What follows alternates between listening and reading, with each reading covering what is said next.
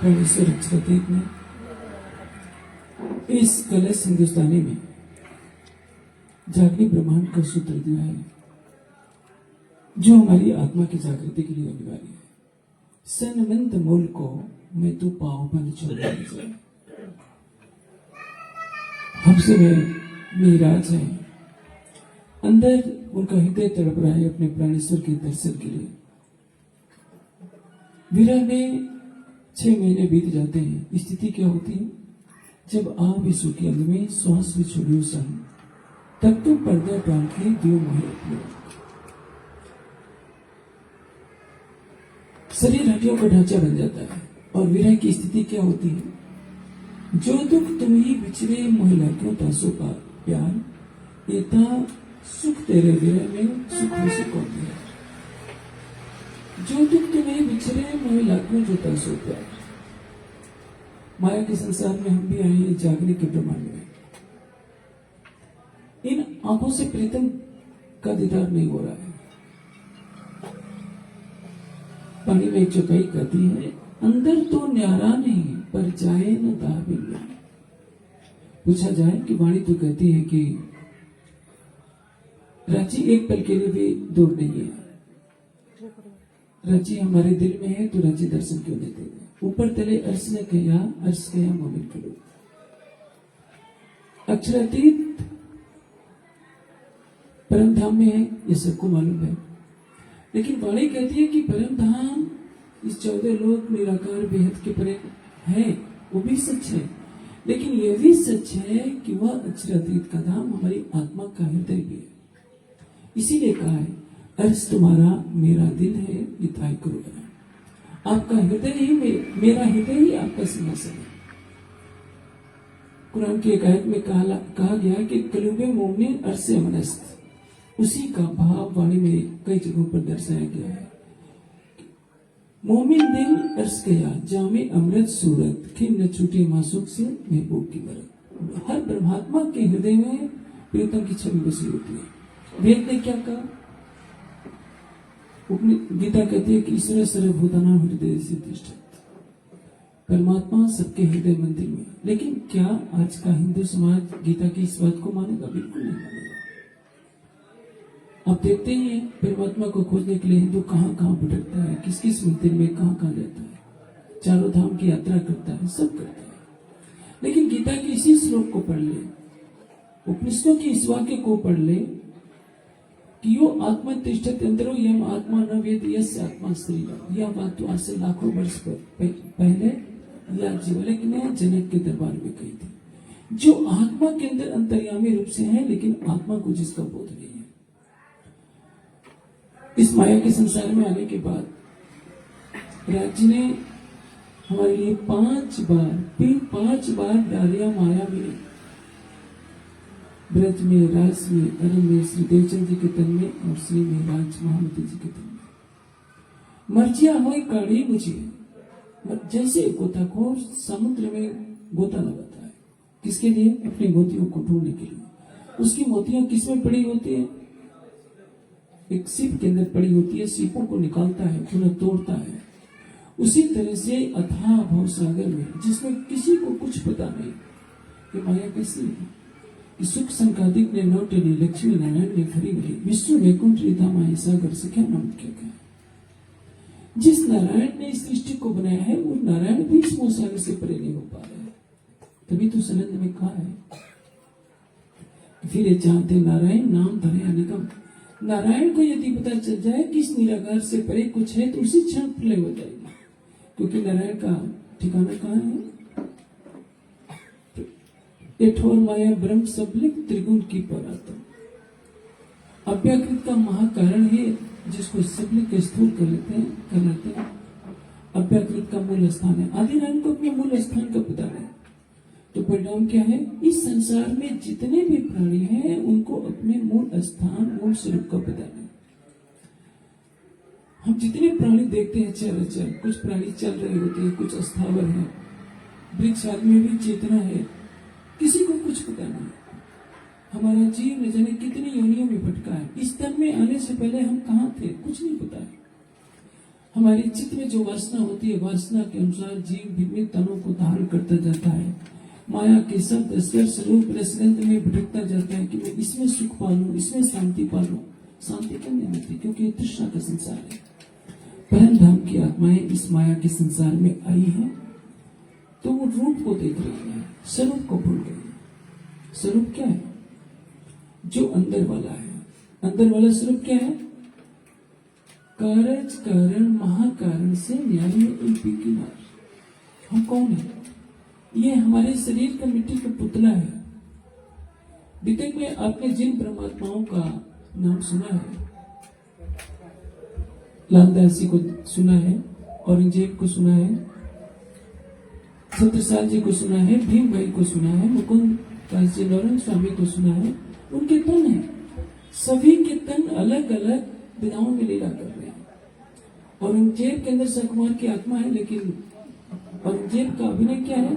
एक आसुरी प्रवृत्ति का। खून की नदियां बहा रहा है, सारे देश को इस्लाम के झंडे के नीचे लाना चाहता है। और उन्हीं के साथ लीला करने वाली शकुंडल की आत्मा श्री जी पर नतमस्तक है। दोनों की लीला अलग अलग दिशा में जा रही है। रतन भाई की आत्मा है, वो मेहराज को देखना नहीं चाहती, और मेहराज के अंदर इंद्रावती की आत्मा है जो कहती है कि चाहे कुछ भी हो जाए। आपने कीर्तन का एक प्रकरण सुना है, धोरिडा मां मुखी तारी दूसरी, ऐ बहन तो मंजिल पर ही सब सुंदर साथ को मुंह मिलावे तक ही पहुंचा करके दम लेगा। बिहारी जी महाराज सब कुछ अत्याचार कर रहे हैं, लेकिन तुम मुझसे बोल नहीं सकता। तेरे कंधे पर जागने का जुआ रखा है, उसमें घाव हो गए हैं, गाड़ी इतनी भार से लदी हुई है और पहिए जो है बालू में धंस जा रहे हैं, फिर भी तुझे उफ न करते हुए सब सुंदर साथ को मुंह मिलाने तक ले जाना है। ये जागने का उत्तरदायित्व है। और इसमें क्या करना है?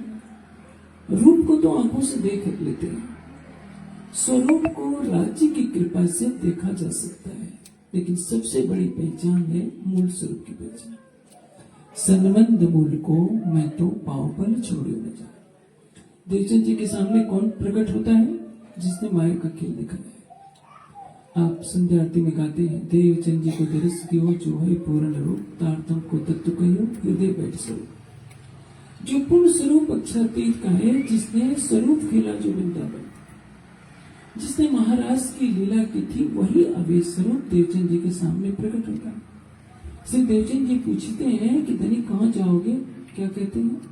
अंदर तुम्हारे आकार के आए के बैठे हो, मैं तुम्हारे धाम हृदय में अगर के विराजमान हूंगा। ऐसा क्यों कहा कि मैं तुम्हारे धाम हृदय में विराजमान होकर आऊंगा? वाणी का एक कथन है कि तारतम लय श्री राज पधारिया। तारतम ज्ञान लेकर कौन आए? राज्य।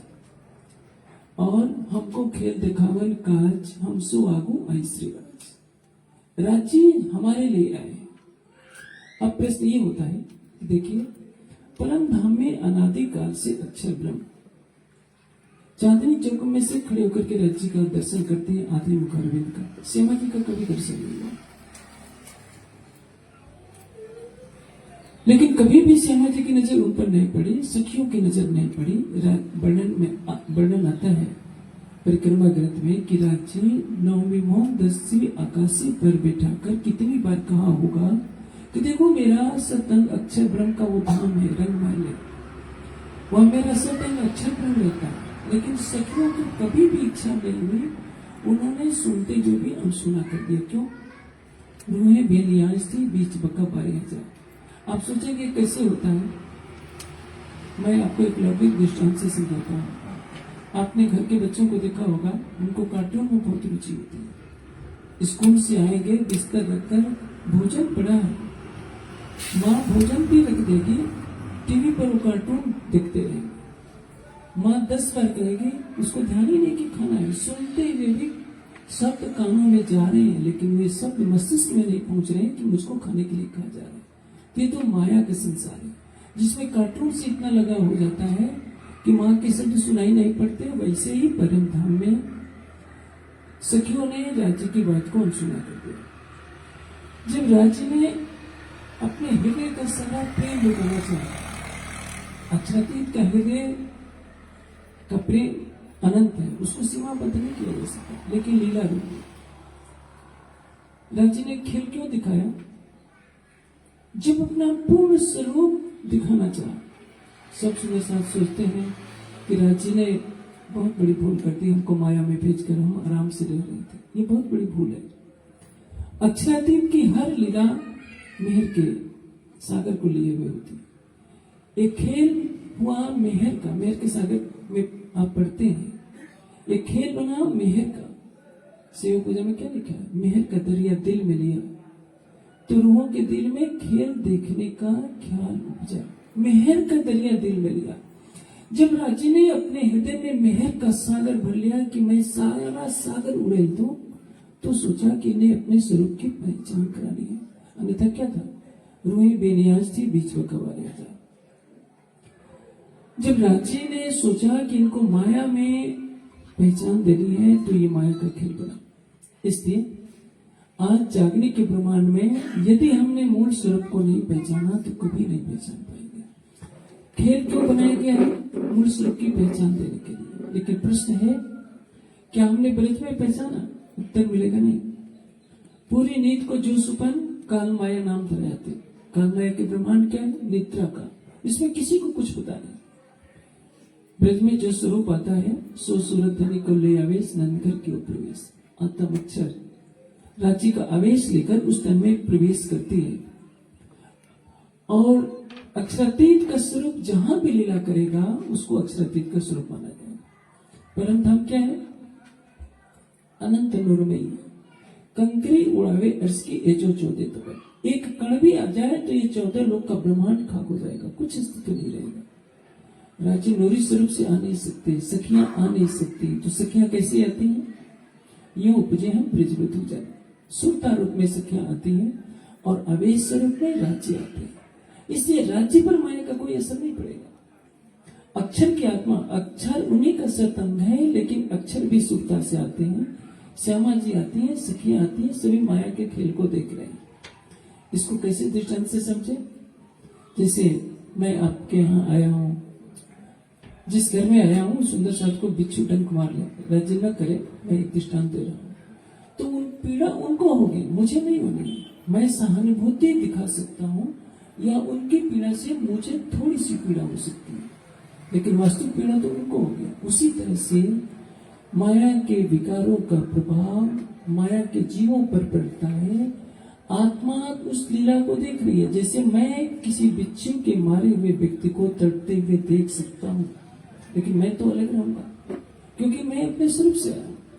उसी तरह से सखियां माया के जीवों पर ब्रज में बैठकर खेल को देख रही है। 11 वर्ष 52 दिन की लीला होती है। अक्षर की आत्मा को कुछ पता नहीं कि मैं कौन हूं।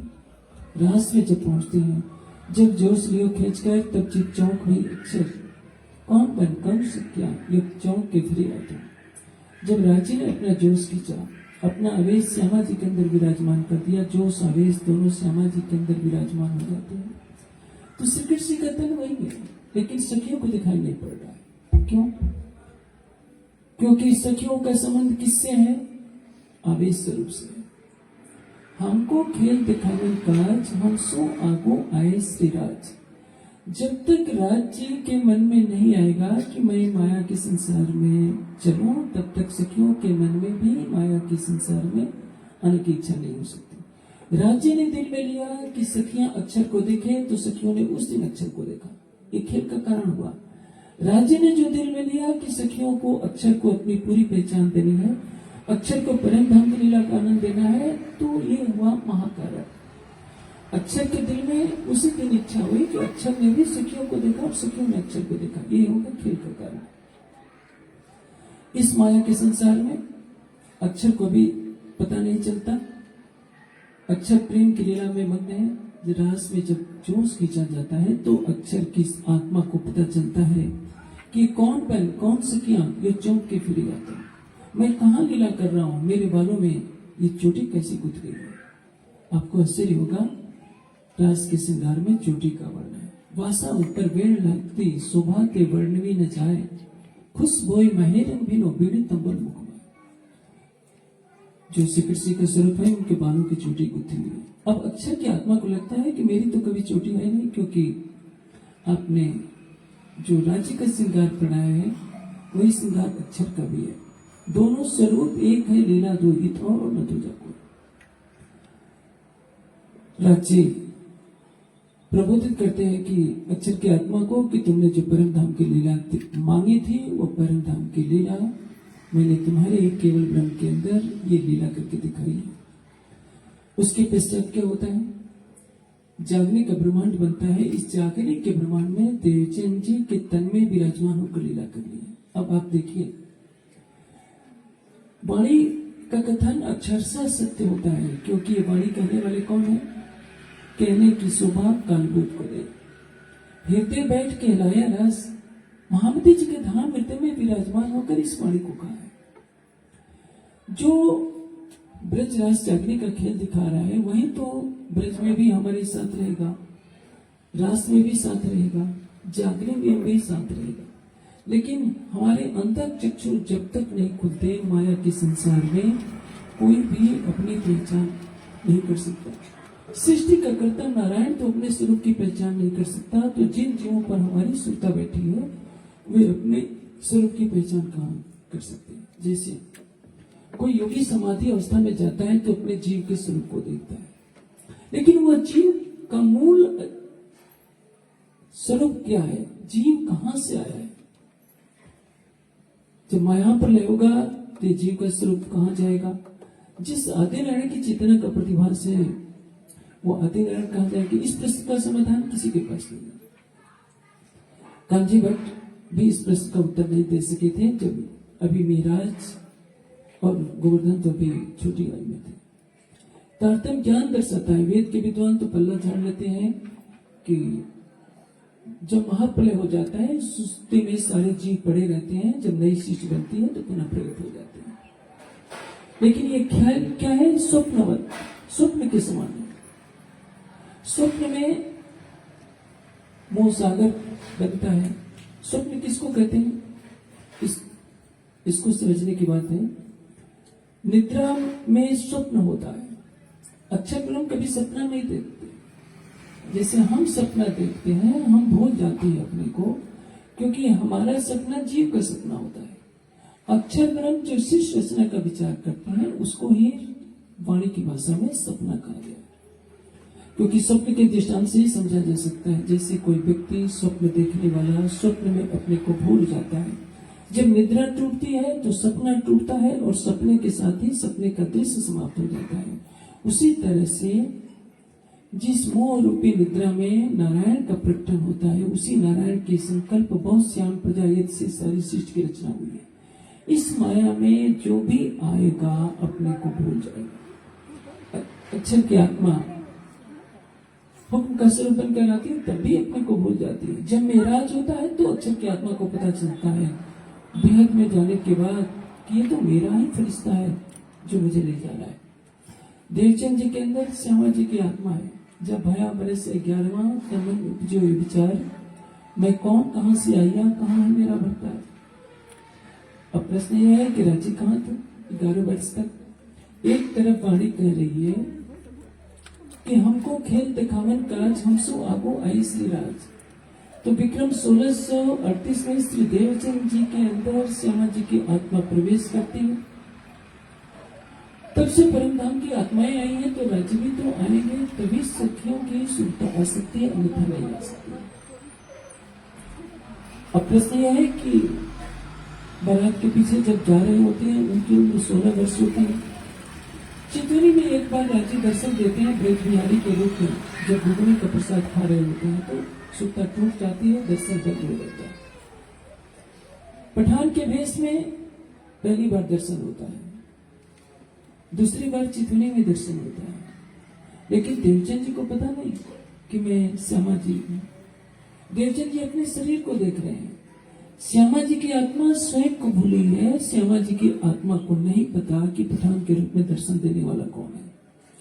हरदास जी से मिलने के बाद भी उनको पता नहीं, कुछ आभास होता है जब बाल मुकुंद ने दर्शन देकर कहा कि मेरे वस्त्रों की सेवा दे देना। जब राजी दर्शन देते हैं प्रत्यक्ष स्वरूप से, तो इन नैनों से श्री देवचंद जी ने राजी को प्रत्यक्ष देखा। पूछा कि धनी कहाँ जाओगे? राजी ने क्या कहा? अंदर तुम्हारे आकार के आए के बैठे। देवचंद जी के अंदर कौन विराजमान होता है? वही अक्षरातीत जिसके साथ सबने रब्त किया था। इसलिए सेवा पूजा में भी कहा, तुम स्वरूप तुम में स्वरूप, तुम स्वरूप के संग भेद तुम्हारो को लखे ब्रह्मानंद रस। तुम स्वरूप आप श्यामा जी के स्वरूप हो, तुम में स्वरूप आपके अंदर राज्य का स्वरूप विराजमान है। तुम स्वरूप के संग आपके अंदर युगल स्वरूप विराजमान है।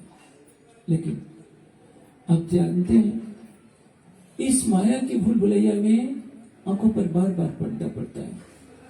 देवचंद जी के अंदर श्यामा जी की आत्मा है, राजी विराजमान होते हैं और उसके पश्चात लीला होती है, अंतर्धान हो जाते हैं राज्य, वो तन ओझल हो जाता है। आप सबको विदित है कि देवचंद जी के धाम गमन के पश्चात उनके शरीर का दाह संस्कार किया जाता है। तन तो हट गया, राज्य को तो जागने लीला करनी है। ब्रह्मलीला कौन करेगा? परब्रह्म ही करेगा। इन तीनों में ब्रह्मलीला भी ब्रजरासव जागने करेगा। ब्रजलीला को भी ब्रह्मलीला कहेंगे, रासलीला को भी ब्रह्मलीला कहेंगे, जागने लीला में भी ब्रह्मलीला।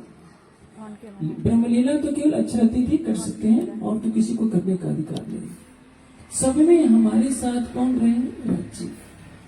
लेकिन किसी ने नहीं पहचाना। जब वाणी अवतरित होती है तो क्या कहा है? आपन हजी नथी उलख्या जीवो विचारी मन। सब सुंदर साथ को प्रबोधित किया जा रहा है। साथ मलीने सांभलो जागे करो विचार, जेणे अजवालो आ करियो परखो पुरुष ए पार। जो निराकार के पार अक्षरातीत है उसकी पहचान करनी है। लेकिन वाणी कर रही है कि आपन हजी नथी उलख्या, हमने आज भी अक्षरातीत को नहीं पहचाना।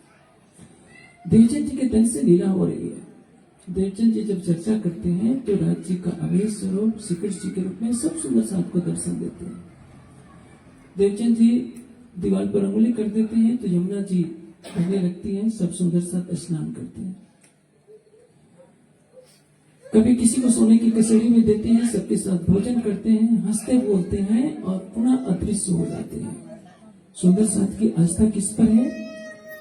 ब्रज और रास की लीला पर, क्योंकि ब्रज और रास की लीला प्रकट हो जाती है सच। उस तन के अंदर जो स्वरूप विराजमान है उस स्वरूप की पहचान तब भी नहीं करता है। इसलिए कहा आपो पा उलखावे मारा वाला, दर्पण दाखो छो प्राणनाथ, दर्पण में सो काम पड़े जारी के कंगन पहने हाथ। जैसे मान लीजिए कि मैंने घड़ी पहन रखी, आपने पूछा कि आप घड़ी बताइए, तो मैं शीशे में दर्पण में दिखाकर कहूं कि वहां देखो। मैं तो सीधे दिखा सकता हूं कि देखो ये घड़ी ऐसी।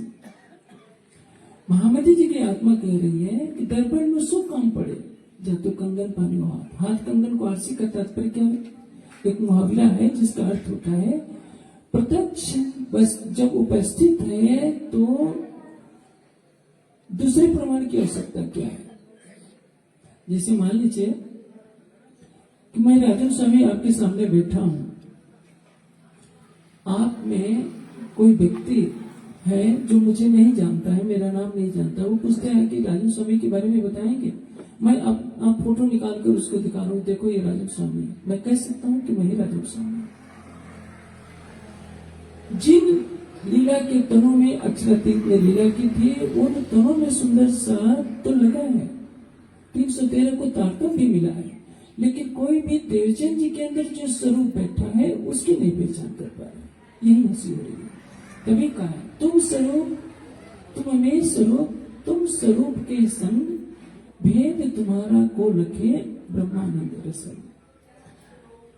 सचते में महामती जी की आत्मा इसी बात को जोर देकर कहती है कि राजे आकार धड़ो माया माहे ते माटे तमे कोड़े ना उलखाए।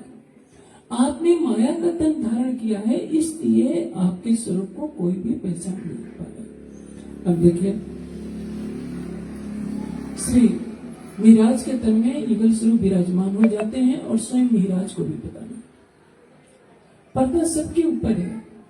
श्यामा जी को रांची ने भी पहचान करा दी थी कि तुम परम धाम की श्यामा जी हो, और सभी जब तक जागृत नहीं होंगे किसी को भी परम धाम जाने को नहीं मिलेगा। इसलिए तुम सबको मेरी पहचान करो।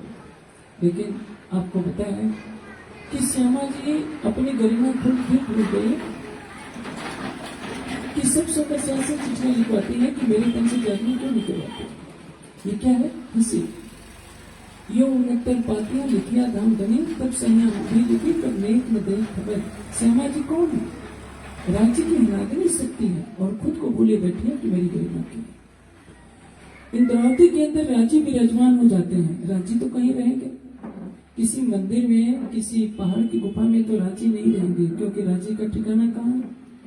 मैं रहन सको रू अभिन्न रूहे रह न सके मुझमें, जब पहचान हुए वाको तब सह न बिछड़ोगे। जब परमात्मा को राज्य के स्वरूप की पहचान हो जाती है तो एक क्षण के लिए भी अलग नहीं हो सकते। देखिए, मैं आपको रहस्य का एक दृष्टांत देता हूं। जब राज्य की अंतर्धान लीला होती है, श्री कृष्ण जी के रूप में राज्य लीला कर रहे होते हैं, तो बीच में ऐसा घटनाक्रम घटित होता है जब राधा जी ने कहा कि मुझे कंधे पर चढ़ा लो और अदृश्य हो गए। क्योंकि एक जीव तो यहाँ के थे, परम धाम की स्वलीला अद्वैत के भार को ढोने में यहाँ के जीव भले ही पहुंच गए थे, संभव नहीं था। इसलिए केसर भाई और इंद्रावती के अंदर भी विवाद खड़ा होता है, और वही विवाद की राज्य तो हमारे बस में हो गए हैं। इस योग माया की भूमिका ही ऐसी है कि पल भर का वियोग होता ही है, और उस वियोग में सभी सखियों ने वृंदावन का कोना कोना खोज डाला, लेकिन कहीं भी श्री कृष्ण नहीं मिले। जब प्रकट हो जाते हैं, सारी लीला हो जाती है, सखियां पूछती हैं कि राजी प्रीतम बताइए आप कहाँ गए थे? कहते हैं कि मैं तो कहीं नहीं गया था, मैं तो वहीं एक ब्रिज के ओट में खड़ा था, मैं तो तुमको देख रहा था। सबने क्या कहा? आप बिल्कुल ही झूठे हो। राजी क्या कहते हैं? सखी तमें मारा जीवन चूमे सौगंध खाकर कहता हूं मैं कहीं गया नहीं था। दोनों ही सच बोल रहे हैं। सखियों के अंदर तड़प है कि मैं प्रीतम को खोजूं। जब आंखों से खोजती है, वो आंखें माया की आंखें नहीं थी, नूरी आंखें थी। फिर भी श्री कृष्ण जी का तन वही है, अक्षर की आत्मा है, लेकिन आवेश है। इस कारण सखियां उस तन के बगल से गुजर जाती है। राज्य सखियों को तन नहीं दिखाई पड़ता। उस तन में जब तक राज्य का आवेश नहीं प्रवेश करेगा, कृष्ण जी का प्रकटन नहीं हो सकता था। इसलिए राज्य जो कह रहे हैं कि मैं तुमसे कभी भी अलग नहीं हुआ था, बिल्कुल सही बोल रहे हैं, क्योंकि श्यामा जी के हृदय में तो आवेश था, लेकिन श्यामा जी को कोई पहचान नहीं थी। इस जागनी ब्रह्मांड में जो सबसे बड़ी पहचान हुई है वह यह है, हक नजीक सिंदक से आवो पटना द्वार। राज्य कहाँ है? हमारे प्राण की नली से निकट है। यह पहचान क्या परम धाम में थी? मैं एक कटु प्रश्न पूछता हूँ।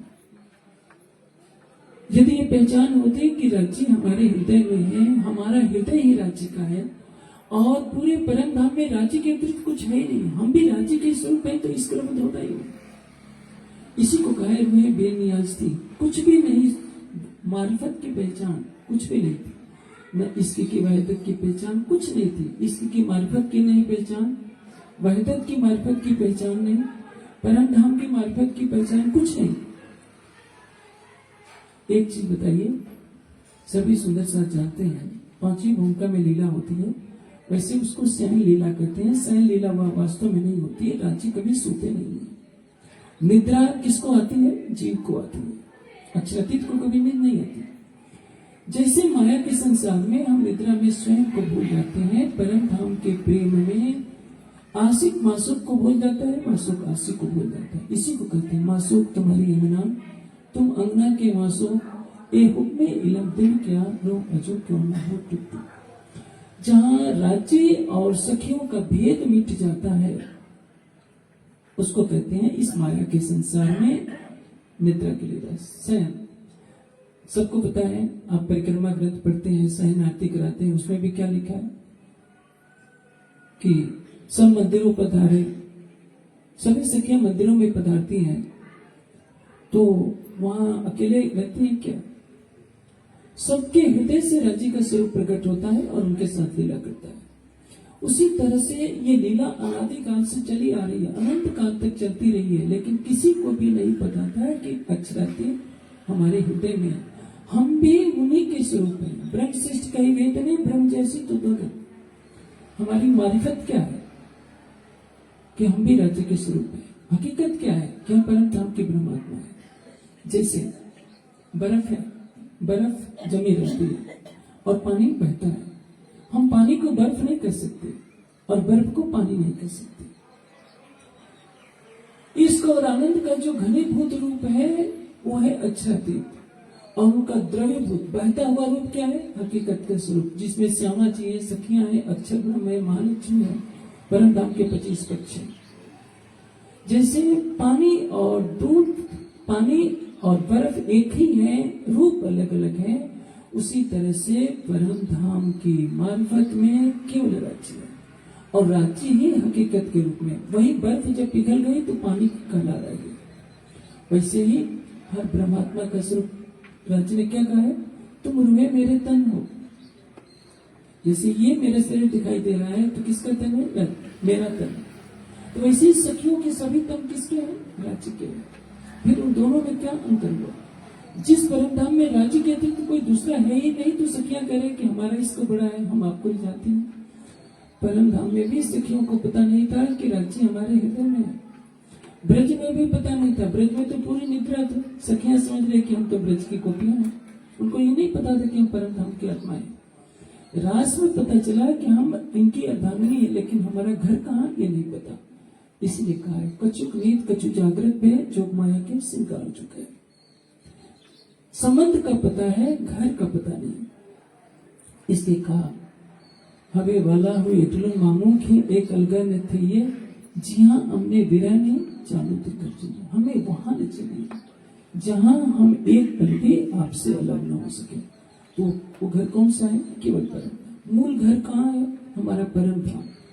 मूल स्वरूप क्या है? हमारा परात्मा।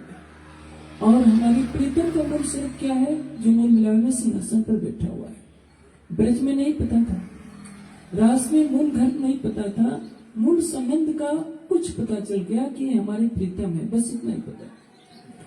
देवचंद जी को जब राज्य दर्शन देते हैं तो पूछते हैं कि क्या मुझे पहचानते हो? देवचंद जी कहते हैं अपने को पहचानते हो? क्या बताएं? देवचंद का तन तो पैदा हुआ है, उनके अंदर बैठी हुई आत्मा स्वयं को नहीं जानती, ये पहचान देते हैं स्वयं अक्षराती। लेकिन देवचंद जी के अंतर ध्यान के पश्चात सब सुंदर सा मूल स्वरूप की पहचान भुला देते हैं। तभी क्या कहा है वाणी कि जन्म अंत अमे जे हता देता तमे देखता करे। जब से हम माया के संसार में आए हैं हमें कुछ भी पता नहीं था। आपने तारतम्य ज्ञान की दृष्टि दी, तारतम्य ज्ञान हाथ कर लेना चिन्नीर को लेने की ना, इस माया से परे परम धाम की पहचान कराई, मूल संबंध की पहचान कराई। लेकिन अभी भी निद्रा का आवरण है।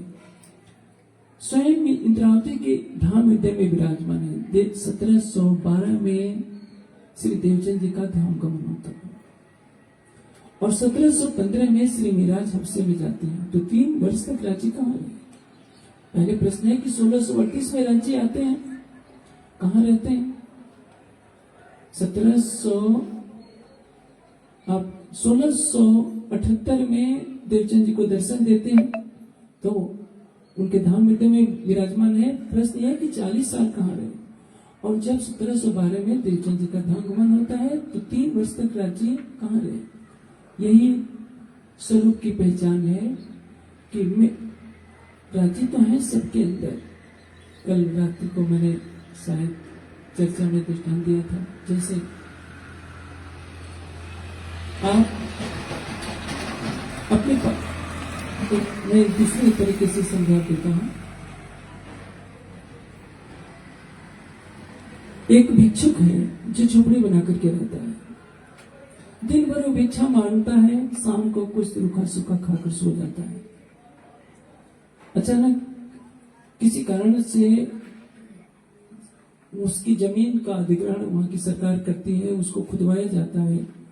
तो एक हीरो की पेटी निकलती है जिसमें हीरे के कई आभूषण भरे पड़े हैं। जब वो व्यक्ति देखता है कि मेरी झोपड़ी के नीचे हीरों की बहुत बड़ी तिजोरी भरी पड़ी थी और मैं तो जीवन भर भिक्षा मांगता ही रहा, तो उसी पर हाथ रख करके बैठ जाता है कि यदि मुझे पहले पता चल गया होता तो मैं पहले इस हीरे को खुदवा लिया होता। वैसे ही हमारी कहानी है। हमारी आत्मा के धाम हृदय में हमारा प्रीतम बसता है।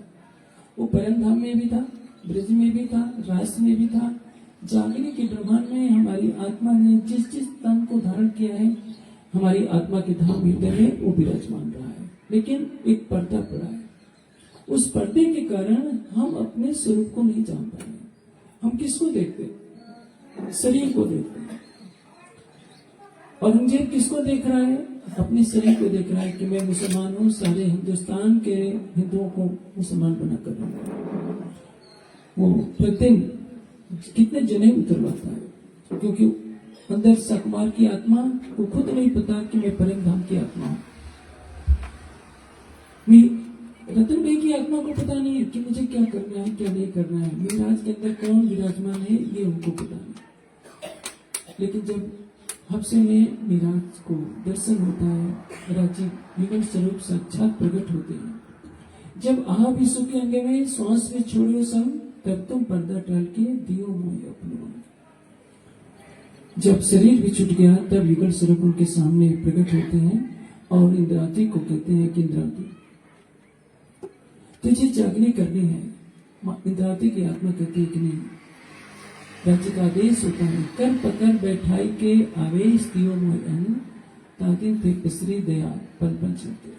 कर पकड़ बैठाई, कहा कि तुम्हारे तन से वाणी अवतरित होनी है, तुम्हारे तन में विराजमान होकर मैं लीला करूंगा।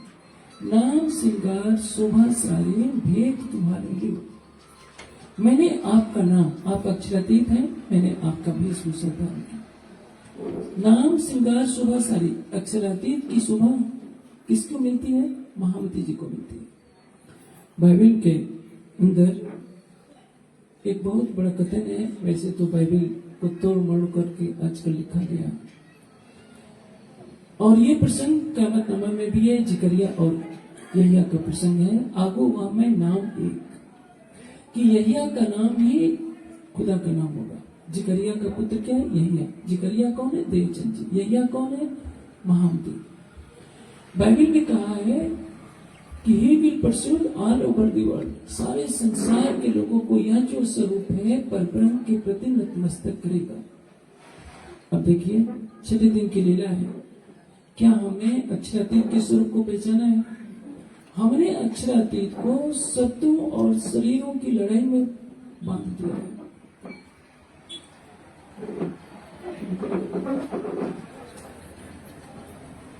ब्रज में भी अक्षरातीत हमारे साथ है। उनको क्या कहते हैं? मांगा किया राधा बाई का, पर पहने श्री प्राण। राधा की प्रीतम कौन है? जो अंदर विराजमान है। प्राणनाथ का क्या होता है? जो हमारे जीवन का आधार है, जो हमारा प्राण बंधक है, प्राण प्रीतम है, उसको प्राणनाथ कहते हैं। मिहिराज प्राणनाथ नहीं है। प्राणनाथ कौन है? जो हमारी आत्मा का प्रीतम है। आशिक के चरण के, आशिक के रूप चरण। ब्रह्मात्माएं किसकी आशिक है? राज्य के चरणों की। और राज्य के चरण ही क्या है? ब्रह्मात्मा के जीवन के आधार है। ब्रह्मात्माएं राज्य के चरणों के बिना रह नहीं सकी। प्रीतम मेरे प्राण के अंगना आत्म लो। कौन कह रहा है? प्रीतम मेरे प्राण के अंगना आत्म लो, मन कल्पे खिल देखते सोए दुख करो सब दुख। हम राज्य को प्राणनाथ कहते हैं और राज्य भी क्या कहते हैं? प्राणों का प्रीतम। प्राण प्रीतम और प्राणनाथ दोनों का एक ही अर्थ है। प्रिया प्रीतम का एक संबंध है। चांदनी के बिना चंद्रमा नहीं, तेजस्विता के बिना सूरज नहीं, लहरों के बिना सागर नहीं। वैसे परम धाम की आत्माओं के बिना अक्षरातीत की पूर्णता नहीं हो सकती। राज्य, श्यामा जी, सखियां, अक्षर ब्रह्म, महालक्ष्मी, पांचों अद्वैत एक हो। इसलिए हमें समझना होगा कि हम कौन है? परात्म स्वरूप। परात्म का प्रतिबिंब है हमारी आत्मा। मिट्टी के तन को लेकर बैठी हुई है, अपने को भूले बैठी है। जीव के शरीर को पकड़कर जीव भाव को प्राप्त हो गई है। जीव मिट्टी का तन पाकर शरीर भाव को प्राप्त हुआ है। यही माया की मुद्रा है। और जब हम परम धाम की दृश्य देखते हैं तो क्या लगेगा? जो ब्रज में था वही रास में था। कंठ बाहोटी फली साथ इम रंगे श्री प्राणनाथ। सबके गले में बाहें डालकर लीला करने वाला कौन है? प्राणनाथ। वहां मिहिराज नहीं है। केशव जी के पुत्र मिहिराज तो जागनी ब्रह्मांड में है। प्राणनाथ शब्द किसके लिए प्रयोग हुआ है? जो रास कर रहा है। रास मिने खिलाए जिन्हें, प्रगट लीला करी है तिने, धनी धाम के कहलाए ये जो साथ को बुलावाना है। जो सबकी आत्मा को जगाने के लिए मिहिराज के तन में लीला कर रहा है, कौन है? वो प्राणनाथ। देवचंद जी के अंदर कौन बैठकर लीला कर रहा है? तब श्री मुख बचन कहे, प्राणनाथ ढूंढ काढ़ो अपनो साथ। प्रकटवाणी का पाठ तो आप प्रतिदिन करते हैं। गामजी भाई से देवचंद जी की वार्ता हो रही है। कौन कह रहा है? देवचंद जी के अंदर विराजमान जो अक्षरातीत का स्वरूप है, उनको क्या कहा गया? प्राणनाथ। तब श्री मुख वचन कहे, प्राणनाथ ढूंढ काढ़ो अपनो साथ, माया मैंने आई सृष्टि ब्रह्म सो बुलावन आए हैं। कौन बुला रहा है? वही अक्षरातीत। इसीलिए कहा है ब्रज वालों ये वचन ये तो जो वचन अपन को कहते थे, ब्रज वालों पीयूषो ये हमारे वही धामधनी है जो ब्रज में आए थे। प्रकाश वाणी इस सत्य का प्रकाश कर रही है कि जिसने परम धाम में हमसे प्रेम संवाद किया, जिसने ब्रज में लीला की, जिसने रास में लीला की, वो देवचंद जी के तन में आया और वही मिहिराज महामती जी के धाम हृदय में विराजमान होकर लीला कर रहे हैं।